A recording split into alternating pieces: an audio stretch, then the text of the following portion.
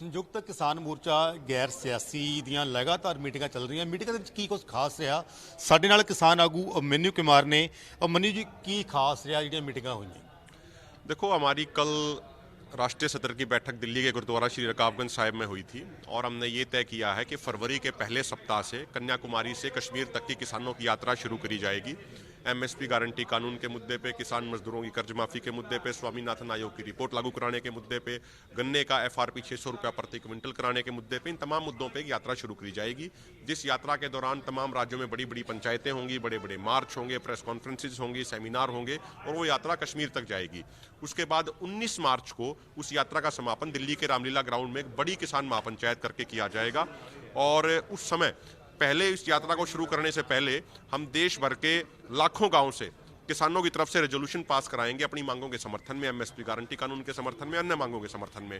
तो 19 मार्च को जो हमारी दिल्ली के रामलीला ग्राउंड में पंचायत होगी, उस पंचायत के बाद वो लाखों गांव से कलेक्ट किए हुए रेजोल्यूशंस वो हम प्रधानमंत्री जी को सौंपने का प्रयास करेंगे। तो उसके लिए तमाम कल मंत्रणा की गई, तमाम विचार चर्चा करी गई और आज हमने यहाँ पे जो माननीय सुप्रीम कोर्ट द्वारा हाई पावर कमेटी बनाई गई थी, उस कमेटी के सामने भी मिले, उसके सामने भी मजबूती से बात रखी, उससे भी जाना कि भाई उसकी कमेटी की रिपोर्ट कहाँ तक पहुंची, उनका काम कहाँ तक पहुंचा।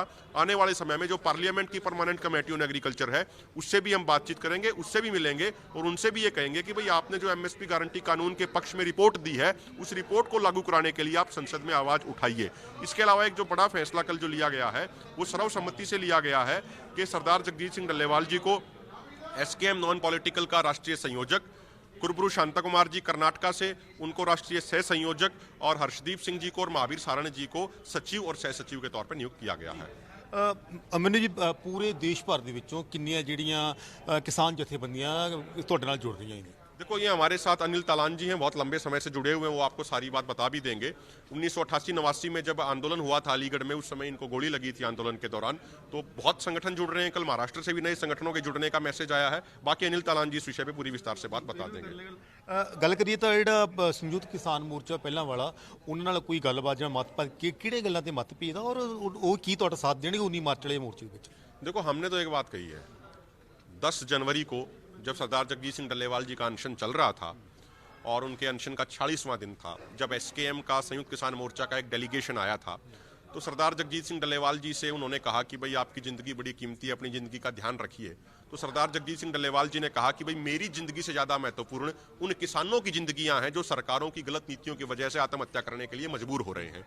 तो उनकी ज़िंदगियां बचानी जरूरी है, इसलिए मेरी ज़िंदगी की चिंता मत करो, इस आंदोलन को अब संभालने का काम आप लोग करो।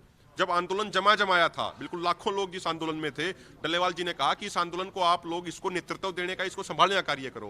लेकिन उन साथियों ने फिर मीटिंग पे मीटिंग रख दी। पहले 13 जनवरी की मीटिंग हुई, फिर 18 जनवरी की मीटिंग हुई, फिर 27 फरवरी की मीटिंग हुई। 27 फरवरी की मीटिंग में उन्होंने हमारे सामने 3-4 शर्तें रख दी। पहली शर्त यह रख दी कि एमएसपी गारंटी कानून की मांग को पीछे ले जाओ। दूसरी शर्त यह रख दी कि हम अनशन से सहमत नहीं है। तीसरी शर्त यह रख दी कि अभी दिल्ली जाने का सही समय नहीं है, इसको वापस ले लो, फिर हम एकता की बात करेंगे। तो ये तो कोई बात नहीं हुई ना। 1 साल से अधिक समय से कुछ लोग लाखों की संख्या में सड़क पे बैठे हैं। एक व्यक्ति ने अनशन के माध्यम से अपना शरीर पूरा खत्म कर दिया और फिर कोई आके ये कह रहा है भाई एकता पे बात जब करेंगे, जब पहले अनशन वापस लो, दिल्ली जाने वाला फैसला वापस लो और जो आपकी प्रमुख मांग है उस मांग को पीछे ले आओ। तो ये तो इसका मतलब तो ये हुआ ना कि एकजुटता का प्रयास नहीं है उनकी तरफ से। हम तो आज भी कह रहे हैं इन तमाम मांगों पे, एमएसपी गारंटी कानून के मुद्दे पे, किसान मजदूरों की कर्ज मुक्ति के मुद्दे पे, स्वामीनाथन आयोग के C2+50% फार्मूले को लागू कराने के मुद्दे पे जो जो संगठन सहमत हैं, आओ हम सब मिलजुल के लड़ाई लड़ेंगे। सब मिलजुल के इस लड़ाई को जीत सकते हैं। कोई छोटा नहीं है, कोई बड़ा नहीं है, कोई आगे नहीं है, कोई पीछे नहीं है। कंधे से कंधा मिला के इस लड़ाई को लड़ेंगे और इस लड़ाई को जीतने का काम करेंगे। ਸੋ ਇਹ ਸਨ ਸਾਡੇ ਨਾਲ ਸੰਯੁਕਤ ਕਿਸਾਨ ਮੋਰਚਾ ਗੈਰ ਸਿਆਸੀ ਤੋਂ ਅਭਿਮਨਿਊ ਕੁਮਾਰ, ਜਿਨ੍ਹਾਂ ਨੇ ਸਪਸ਼ਟ ਤੌਰ ਤੇ ਕਿਹਾ ਕਿ ਫਰਵਰੀ ਦੇ ਪਹਿਲੇ ਹਫ਼ਤੇ 'ਚ ਕੰਨਿਆਕੁਮਾਰੀ ਤੋਂ ਲੈ ਕੇ ਕਸ਼ਮੀਰ ਤੱਕ ਜਿਹੜੀ ਹੈਗੀ ਹੈ ਇੱਕ ਮਾਰਚ ਕੱਢਿਆ ਜਾਵੇਗਾ ਤੇ ਉਸ ਮਾਰਚ ਨੂੰ 19 ਮਾਰਚ ਨੂੰ ਆ ਕੇ ਇੱਥੇ ਦਿੱਲੀ ਦੇ ਰਾਮਲੀਲਾ ਮੈਦਾਨ ਦੇ ਵਿੱਚ ਖਤਮ ਕੀਤਾ ਜਾਵੇਗਾ, ਜਿੱਥੇ ਮਹਾਪੰਚਾਇਤ ਕੀਤੀ ਜਾਵੇਗੀ।